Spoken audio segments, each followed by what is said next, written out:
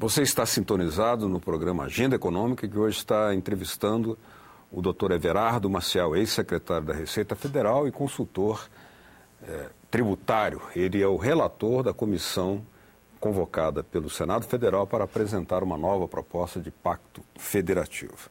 Participa do programa o jornalista Floriano Filho. Dr. Everardo, a questão do IPI, a comissão decidiu sugerir ao Senado Federal que seja apresentada uma proposta de emenda constitucional determinando a elevação da parcela do IPI transferida aos estados e municípios exportadores e alteração dos respectivos critérios de rateio. Qual a justificativa para essa proposição? É simples. Quando foi promulgada a Constituição de 88, se estabeleceu uma regra que era transferir parcela do IPI para, não explicitamente, mas compensar as perdas dos estados em razão da desoneração do ICMS incidente nas exportações. Isso tinha um olhar, sobretudo, voltado para aqueles estados que são francamente exportadores. E, como francamente exportadores, se estabelece agora um conflito entre a necessidade de exportar e a necessidade de arrecadar. Quer dizer, quanto mais eu exporto, muito bom para o país, menor arrecadação eu tenho, muito ruim para o Estado. E são justamente os maiores, os estados mais ricos, né? Começando por São Paulo. Né? E também alguns estados que exportam, que não era o caso ainda em 88, que é o caso dos que exportam matérias-primas, destacadamente o Pará. Por causa Pará do minério de ferro. Bom, então, qual foi a regra que colocaram? A transferência, como a imunidade só alcançava os produtos industrializados, exportados. Então, a regra constitucional hoje vigente diz: serão distribuídos esses recursos, com base na arrecadação do IPI, proporcionalmente à participação relativa no valor da exportação de produtos industrializados. Primeiramente, com a chamada Lei Candir, depois com a Emenda Constitucional de 2003, essa imunidade passou a alcançar todos os produtos. Então, está uma conta assimétrica, está errada. Quer dizer, todos os produtos têm imunidade. A presunção é uma espécie de silenciosa compensação pela perda por conta da imunidade na exportação, e o critério utilizado para o rateio é produto industrializado. Então, nós estamos propondo uma coisa extremamente simples. Não são produtos industrializados, são todos os produtos. Quer dizer, é uma coisa absolutamente, como é que eu digo, é uma correção quase do que converteu-se, não foi intencional, no erro material. E com isso também, elevando a transferência por conta do IPI, alguns reclamaram que foi pouca a nossa proposição, mas nós estamos falando aí de mera calibragem, o sentido é o mesmo, para evitar essa discussão que todos os anos se tem sobre compensações por conta da Lei Candir em virtude da imunidade de produtos semi-elaborados e das matérias-primas. Então, constitucionalizando essa matéria, ou seja, retirando de um foco, eliminando um foco de atrito permanente entre a União e os estados e municípios.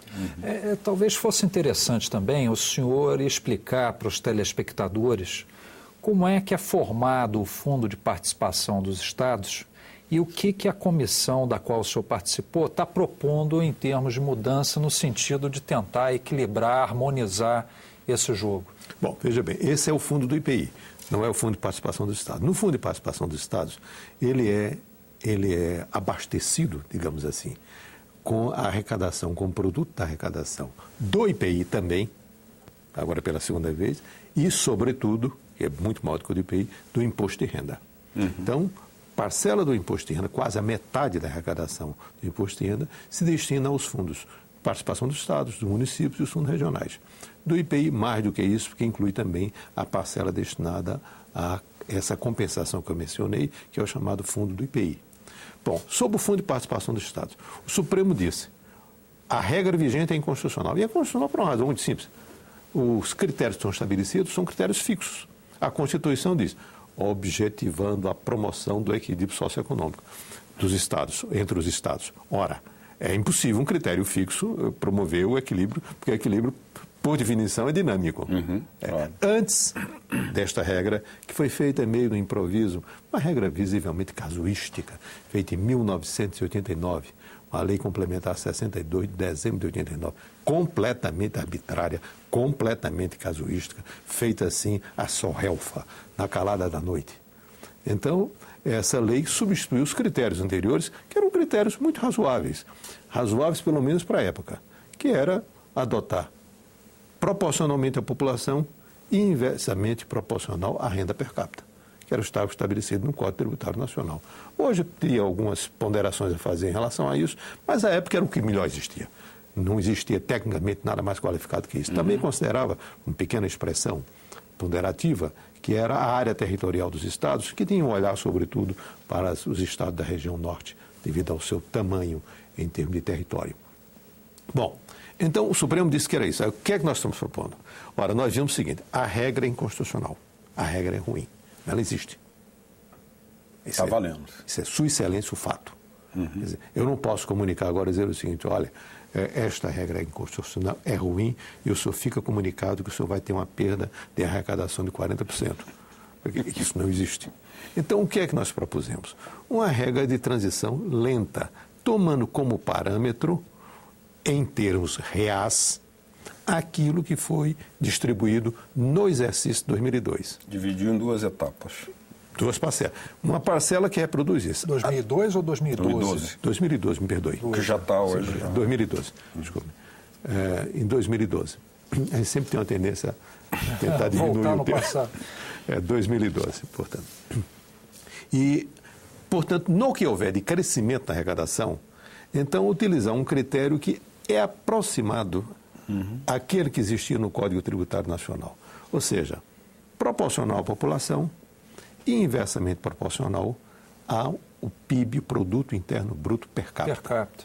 Ou seja, ele vai no sentido daquele princípio que eu mencionei, em favor de uma maior desconcentração em favor dos estados mais pobres, que foi um dos objetivos perseguidos. Esse critério é um critério bom para essa circunstância. Um critério mais sofisticado, mais elaborado, seria a chamada equalização da receita per capita. Entretanto, não existem hoje condições para que tecnicamente seja implantado esse critério.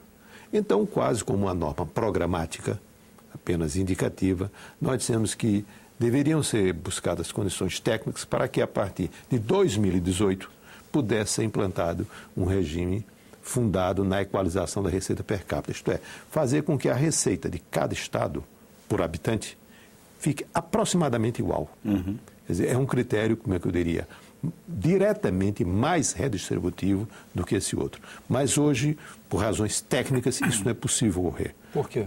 Porque hoje o conceito de receita não se conhece mais. Nós fomos aviltando esse conceito. Lá da lei 4320, a lei orçamentária de 1964, que hoje cada estado interpreta diferentemente o que é a sua receita. Ora, no momento em que este critério vai ser um critério que vai informar o que ele vai receber, então o que está ruim iria piorar. Ou seja, nós precisamos, antes disso, ter uma lei complementar que estabeleça um sistema nacional de contas públicas com critérios válidos para apuração, definição e validação de receitas. Além disso, uma outra questão que envolve uma discussão um pouco mais ampla, e essa também é uma questão técnica, é definir quais são as receitas que eu vou equalizar. Me explico. Será a receita total do Estado? Ou eu devo apenas a receita tributária? Ou a receita total menos algumas transferências que não têm propósitos equalizadores, como, por exemplo, as do Fundeb, destinado à educação, ou as do SUS, destinado à saúde? Essa é uma discussão de caráter técnico que não está ainda suficientemente amadurecida. Então, é preciso que o assunto seja posto, seja lembrado o assunto, seja posto em discussão, para que discussões sobre esses temas consigam fazer amadurecer o assunto, para que daqui mais uns 5 anos, 6 anos, possamos ter um outro modelo. Mas, por enquanto, ele passaria agora a chamar essa transição suave em relação ao fundo de participação. Sem solavanco, né? Isto. Na questão da remuneração dos servidores, houve uma sugestão também apresentada pela comissão, que o senhor relatou, que sugere a apresentação de uma emenda constitucional vedando o estabelecimento de normas de âmbito nacional que repercutam sobre a remuneração dos servidores estaduais e municipais, que é um tema sempre de grandes impasses e conflitos. Como é que é a proposta? E de grandes queixas por parte dos governadores. O Brasil é um país com extremas desigualdades de renda. Fala de renda da população e de receitas públicas. Quer dizer, o estabelecimento de pisos nacionais de remuneração para servidores estaduais ou servidores municipais, ou ele passa a ser completamente inútil, inócuo, por ser muito baixo, talvez até induzindo a reduzir de quem está acima, ou passa a ser demasiado alto e, portanto, insuportável pelos estados mais pobres. Ora, a essência de uma federação é a autonomia. A autonomia, ainda que regrada na Constituição, a autonomia financeira, a autonomia administrativa. Não pode, em relação aos seus servidores, não pode a Constituição, não pode uma norma de âmbito nacional, digo melhor, não pode uma norma de âmbito nacional ditar quanto vai ser a remuneração de um servidor estadual. Pode estabelecer até limites, como a Constituição estabelece. Não pode ser maior do que a do governador. A do governador não pode ser, digamos, maior do que a do presidente da República. Quer dizer, esses são limites de vinculação. Agora, estabelecimento de regra remuneratória, e na proposta de emenda constitucional faz essa ressalva. Não é o caso do salário mínimo também. Há ressalva em relação a isso. Mas estabelecer pisos nacionais é uma coisa que eu diria assim, abertamente, francamente antifederativa. É qualquer coisa menos uma federação. Quer dizer, se pretende construir uma federação sólida, viva, robusta, a federação não admitiria estabelecimento de piso dessa natureza. Nem um piso mínimo? Não, piso é por suposto mínimo. Eu estou falando qualquer tipo. Qualquer tipo de piso, mas aí não... No caso dos professores, por exemplo, de quem quer que seja. Quer dizer, deve ser pago o que pode ser pago. Quer dizer, não há nenhuma razão, portanto, para uma norma nacional dizer, eu sempre cuido de evitar exemplo desse tipo, que Roraima e São Paulo têm uma remuneração igual. Isso não é razoável. Porque Roraima não tem capacidade fiscal para enfrentamento disto. Com certeza não, mas quando a gente pensa que há uma desigualdade tão grande aqui, regional no Brasil, a inexistência absoluta de um piso não tenderia a agravar essa desigualdade? Não, isso resolveria com outra medida. Seriam as medidas que também estão aí preconizadas, relacionadas com a questão da integração regional e do desenvolvimento regional. Por exemplo, quando existe um Estado que de fato tem uma baixa capacidade fiscal na prestação de serviços educacionais, é o caso específico, dentro de uma federação francamente assimétrica, de que essa responsabilidade seja exercida pela União. Mas isso não implica dizer que ele vai fazer, por uma razão muito simples, que ele vai fazer esse pagamento, ele, Estado, por uma razão muito simples, porque ele não consegue. Quer dizer, é por sua excelência o fato. Quer dizer, a responsabilidade financeira seria repassada para a União? Não, eu chegaria a dizer que em determinados setores, eu acho que mais do que a responsabilidade financeira, a responsabilidade operacional. Operacional. Em desigualdades tão grandes, quer dizer, é um absurdo alguém dizer o seguinte, vamos repartir os encargos, e faz uma coisa que no Brasil, essa coisa é sempre muito pouco, leva pouco sério. Assim, a responsabilidade pelo ensino fundamental é dos municípios. Aí nós costumamos, sem prejuízo da participação do Estado da União, ou seja, não é de ninguém. Enfim, quer dizer, o que eu quero dizer é o seguinte, é que a responsabilidade original pode ser do município. Agora, esse sem prejuízo tem que ser dito de uma maneira clara. Nos municípios mais pobres, essa responsabilidade será exercida supletivamente pelos estados. E defino que é município pobre de maneira objetiva. Nos estados mais pobres, essa responsabilidade, que era originalmente do Estado, qualquer que seja ela, no exemplo que eu estou mencionando, ela seria exercida supletivamente pela União. Ou seja, portanto, seria assim, uma solução, e nós temos uma proposição que ela não trata nesse nível de detalhe, porque seria impossível. Mas um dos projetos que nós apresentamos foi o estabelecimento de um Código de Federalismo Fiscal, onde fossem estabelecidas correlações entre questões vinculadas a tributos, transferências, prevenção de guerra fiscal, integração regional, articulação de gastos. Então, e tentar, portanto, fazer essa estruturação de competência naquilo que é competência comum. Mas permitir, como a Constituição prevê no parágrafo único do artigo 22, permitir também a possibilidade de que os Estados possam exercer determinadas matérias que são prerrogativas da União, como já previsto no próprio texto constitucional. Quer dizer, portanto, assim, desenhar um federalismo. Esse eu considero talvez até o projeto mais importante que foi proposto pela comissão, foi o Código do Federalismo Fiscal, porque ele junta as peças soltas no texto constitucional, tenta dar uma lógica a tudo isso e tenta definir qual é o vetor estruturante desses elementos, que seria esse código, que já em certa medida ele já estava em parte no Código Tributário Nacional. Entretanto, no Código Tributário Nacional, quando ele fala de repartição, ele fala de receitas. Então, portanto, é um aspecto particular do federalismo fiscal. Neste aqui, quando nós estamos dizendo, além disso, entrar também para o outro lado, esse outro lado que é o gasto público. E um terceiro, que é a integração da administração, das administrações tributárias. O Brasil vive e viveu sempre uma espécie também de guerra corporativa entre as corporações fiscais. É em função disso, por exemplo, que nós obrigamos um contribuinte, uma empresa, a se inscrever na União, nos estados e no município. É a mesma empresa.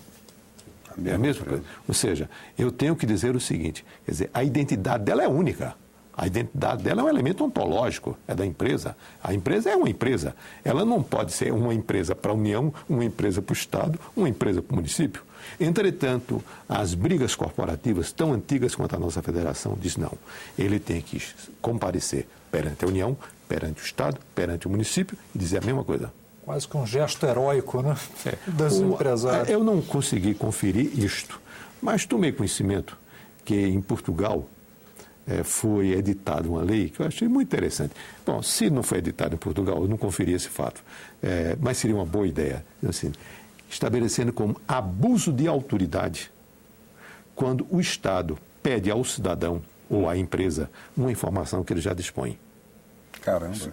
Você configurar como abuso de autoridade. Quer dizer, se o Estado brasileiro sabe que a empresa X é a empresa X, por que ela pergunta outra vez se ela é a empresa X?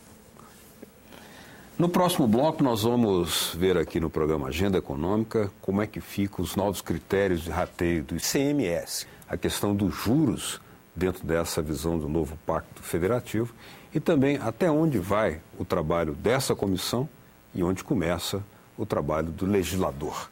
Continue com a gente no Agenda Econômica.